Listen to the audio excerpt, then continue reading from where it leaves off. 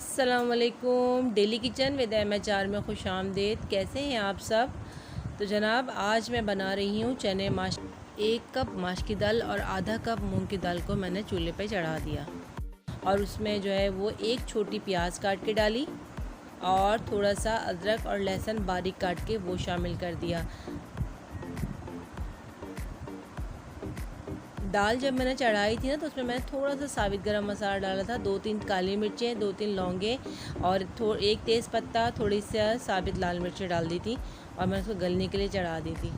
अच्छा, साथ ही मैंने मशीन लगाई हुई थी, आज कपड़े धो रही थी तो ये देखिए मशीन में कपड़े चल रहे हैं और ये ड्रायर में कपड़े खंगाल रहे हैं। इसमें मैं कपड़े ड्रायर में जो है ना खंगाल भी लेती हूँ, पाइप इसमें पानी का लगा देती हूँ तो जो है वो कपड़े खंगालते भी रहते हैं साथ साथ। मेरे पास ये डॉलेंस की एडवांस है मशीन डबल टब में, तो ये बहुत अच्छा इसका रिज़ल्ट है, मुझे तो बहुत सहूलत है इससे काफ़ी ना। अच्छा, साथ ही देखें दाल गल चुकी थी बहुत अच्छे से और इसके बाद मैंने इसमें सॉल्ट ऐड कर दिया। सॉल्ट आप अपने टेस्ट के हिसाब से ऐड कर लें और उसके बाद इसको अच्छे से मिक्स किया और अब इसका बघार डालूँगी दाल का। ये बहुत सादी और सिंपल सी दाल बनती है और बहुत मज़े की लगती है। देखें दाल बहुत अच्छे से गल चुकी है और उसके बाद हम इसमें बघार डालेंगे। अच्छा, कपड़े खुश्क हो गए थे, मैंने फटाफट आके उनको मशीन से बाहर निकाला। ये मेरा आखिरी चक्कर था देखिए कपड़ों का।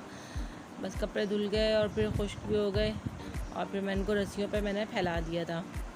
बहुत अच्छे से खुश्क हो जाते हैं इस मशीन में कपड़े ना, ज़्यादा देर सुखाने नहीं पड़ते, जल्दी से कपड़े खुश्क हो जाते हैं। इसके बाद मैंने मशीन वगैरह समेट दी थी, फिर मैं दाल के बघार के लिए आ गई थी। दाल के लिए मैंने बघार के लिए एक छोटी प्याज काटी, ऑयल डाला, उसमें इसको अच्छे से ब्राउन किया, थोड़ी सी हरी मिर्चें काट के डाल दी और ज़ीरा डाल दिया। बस इतना ही इसमें बघार डलता है, इसलिए कि हम साथ थोड़ा सा मसाले तो उस वक्त शामिल दाल में कर दिए थे, गलने के टाइम शामिल, और अदरक लहसुन भी हमने डाल दिया था साबित। तो बस बघार में सिर्फ हम मिर्चें और प्याज और ज़ीरे से बघार डालते हैं। देखिए इस तरह करके मैंने दाल में बघार डाल दिया। आप लोग चाहें तो घी से भी बघार दे सकते हैं, लेकिन मैं जो कि सरसों का तेल ही यूज़ करती हूँ तो मैं सरसों का तेल से ही बघार भी डालती हूँ। इसके बाद कपड़े, शाम हो गई थी, मैं थोड़ी देर इसके बाद मैंने आराम किया, फिर शाम हो गई थी। शाम में मैं कपड़े सारे उठा के लेके आई और इस तरह कपड़े मैंने सेपरेट करके सबके रख दिए, बेटे के, बेटी के और अपने हस्बैंड के। तो इस तरह ये होता है कि कपड़े जो है ना मुझे सब मिक्स हो जाते हैं ना कपड़े, तो फिर तय करने में मुश्किल होती है। अब ये सबके अलग अलग हैं, मैं सबके इसी तरह ले लेके इनको तय करके रखती रहूँगी और फिर इस तरह उनकी अलमारी में रख दूँगी। तो बड़ी आसानी से इस तरह कपड़े तय हो जाते हैं, बहुत मुश्किल नहीं होती है। जल्दी से मैंने ये कपड़े तय किए, सारा काम निपटाया। असल में तब वीडियो बनी इसलिए काफ़ी दिनों से नहीं बन रही थी कि मेरी तबीयत ठीक नहीं थी। मैंने आपको बताया था कि सर्वाइकल का इशू है मुझे, तो जब तकलीफ़ ज़्यादा हो जाती है तो फिर बिल्कुल मेरा काम करना और खड़ा होना बहुत मुश्किल होता है। तो फिर मैं जल्दी बस ऐसा होता है कि किचन में गई और जल्दी काम किया और फटाफट आके लेट गई, तो उस दौरान मेरी वीडियो नहीं बन पाती हैं, तो इसलिए गैप थोड़ा सा लंबा हो जाता है हमेशा मुझे। लेकिन कोशिश मैं करती हूँ कि मैं वीडियो बनाऊँ और फिर आप लोगों को बताऊं कि मैं किस तरह खाना बनाती हूँ। बस इसी तरह करके मैंने सबके कपड़े तय कर लिए थे और फिर इनको अलमारी में रख दिया, तो ये काम भी फिर मेरा निमट गया था।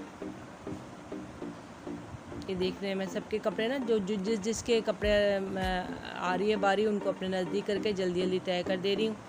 तो ये इस तरह करके कपड़े सारे तय हो जाते हैं जल्दी से। इस तरह बहुत सहूलत होती है। वो सारे कपड़े इकट्ठा करके रख दो, उसमें से एक एक कपड़े निकालो और तय करो, तो वो मुझे मुश्किल लगता है इस तरह ना। तो मैं जब उठा के लाती हूँ बाहर रस्सियों से कपड़े, तो उसी टाइम जो है ना सेपरेट करके सबके रख देती हूँ। अब इस तरह देखें सारे कपड़े तैयार हो गए थे, सबके कपड़े तैयार हो गए। मैंने उनको इस तरह करके रख दिया और इसी तरह इनकी अलमारी में रख दूँगी। सॉक्स को मैं दोनों जोड़ी को इस तरह लपेट के गिरा बांध के रख देती हूँ ताकि वो मिस ना हो। नहीं तो फिर ऐसा होता है कि कभी एक का जोड़ा यूज़ नहीं मिल रही है, कभी एक किसी का सॉक्स नहीं मिल रहा है, तो इसलिए इनको एक साथ बांध के रख दें। ये देखें इस तरह करके सबके कपड़े तय हो गए थे। अब मैं इनको अलमारियों में रख दूँगी, तो जी आज का ये काम ख़त्म हो जाएगा। बस फिर उसके बाद जो है वो रात हो गई थी और फिर रात में भी काम तो रहता ही है, काम तो करना ही पड़ता है। तो फिर रात में मैंने क्या किया कि मैंने सिर्फ वो पालक और आलू बनाए थे रात में। तो पालक आलू बहुत सिंपल से बनाए थे, उसमें कोई इतनी ख़ास वो नहीं होती, उसके लिए मैंने क्या किया था, लहसुन और हरी मिर्च से बघारती हूँ मैं पालक आलू। मैंने ऑयल डाला, उसमें लहसुन और हरी मिर्च डाली, उनको हल्का हल्का सा भूना और उसके साथ ये पालक देखें इस तरह मैंने काट ली थी, और आलू भी एक पीस या एक आलू के 4 पीस करके इस तरह काट लिए थे बारीक।